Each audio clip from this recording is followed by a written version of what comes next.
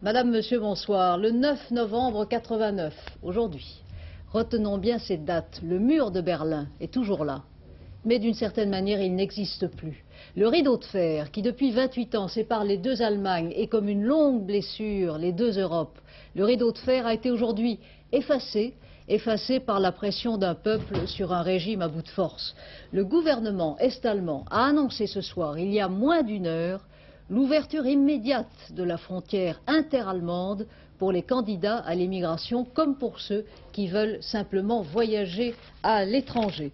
Philippe Rochaud, vous êtes sur place à Berlin-Est. Est-ce que l'on connaît la nouvelle à Berlin? Quelle est la réaction dans la rue? Écoutez, elle commence à se répandre et on a vraiment l'impression que c'est un symbole qui vient de tomber. Depuis que les visas n'étaient plus nécessaires pour la Tchécoslovaquie, il y avait toujours la sensation qu'on pouvait partir vers l'Allemagne fédérale, mais seulement à travers un pays tiers. Et c'est comme ça qu'on a vu partir 200 000 personnes en quelques mois à travers la Hongrie et la Tchécoslovaquie. Mais là, ici, on a vraiment l'impression à Berlin-Est que la frontière interallemande va devenir une frontière comme les autres. Maintenant, il faudra toujours une permission, un visa de sortie pour passer par cette frontière, et donc il faudra du temps. Autrement dit, demain, il ne faut pas s'attendre à avoir tout à coup des queues à tous les postes frontières soudain réouverts ou ranimés. Écoutez, je ne pense pas, parce qu'il faut vous dire aussi que va se poser le problème de l'argent, qui est aussi un véritable mur, le véritable obstacle au voyage. C'est d'ailleurs aussi pour cette raison que le mur avait été construit en 61 par Erich Honecker pour redresser l'économie de la zone communiste où l'argent n'avait plus de valeur. C'est pour ça que je ne pense pas que dès demain matin, les Berlinois ou les Est-Allemands vont se précipiter pour passer le mur. Mais on a été tellement surpris par les événements de ces derniers jours que finalement il faut s'attendre à tout. Est-ce qu'il faut s'attendre ce soir encore, Philippe, à une manifestation dans la rue à Berlin-Est, comme on en voit pratiquement tous les soirs maintenant? Écoutez, oui, il y en a tous les soirs qui se réunissent dans les églises, et donc il y a toujours une possibilité d'exprimer son opinion. Et là, ce soir, c'est évidemment le thème de l'effondrement, en quelque sorte, du mur de Berlin qui va dominer. Philippe, merci. L'effondrement du mur de Berlin, précisément, comme tout se précipite dans ce pays que l'on croyait à jamais figé dans un stalinisme nostalgique. Il y a 3 semaines seulement, qu'Erich Honecker a dû quitter le pouvoir, poussé dehors par Gorbatchev et aussi par la pression de la rue qui timidement osait manifester. Eh bien aujourd'hui, la rue dicte sa politique au régime et efface d'une certaine manière 28 ans d'histoire et d'une histoire douloureuse. Philippe le fait.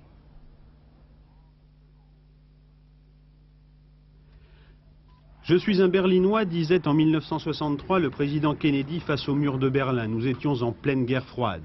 Depuis, il y a eu Gorbatchev et la carte de l'Europe dessinée à Yalta a jauni de jour en jour. Désormais, elle est déchirée. La décision du gouvernement est-allemand fait exploser un peu plus la notion de bloc de l'Est. Le mur de Berlin, édifié dans le secret d'une nuit d'août 1961, le 13, symbole de l'affrontement Est-Ouest, n'existe plus, alors que pendant des années, pour certains, il avait fallu fuir à tout prix. Rempart contre le fascisme pour les uns, mur de la honte pour les autres, 28 ans après son édification, il va devenir une pièce du musée de la guerre froide. Plusieurs centaines d'Allemands y sont morts fusillés par les gardes-frontières de l'Est, encore au début de cette année. C'est dire le pas qui vient d'être franchi.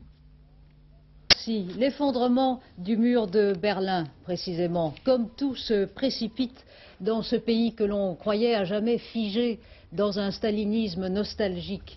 Il y a 3 semaines seulement, qu'Erich Honecker a dû quitter le pouvoir, poussé dehors par Gorbatchev et aussi par la pression de la rue qui timidement osait manifester. Eh bien aujourd'hui, la rue dicte sa politique au régime et efface d'une certaine manière 28 ans d'histoire et d'une histoire douloureuse. Philippe le fait.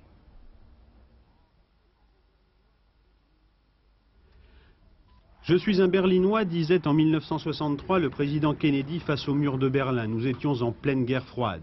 Depuis, il y a eu Gorbatchev et la carte de l'Europe dessinée à Yalta a jauni de jour en jour. Désormais, elle est déchirée. La décision du gouvernement est-allemand fait exploser un peu plus la notion de bloc de l'Est. Le mur de Berlin, édifié dans le secret d'une nuit d'août 1961, le 13, symbole de l'affrontement Est-Ouest, n'existe plus, alors que pendant des années, pour certains, il avait fallu fuir à tout prix.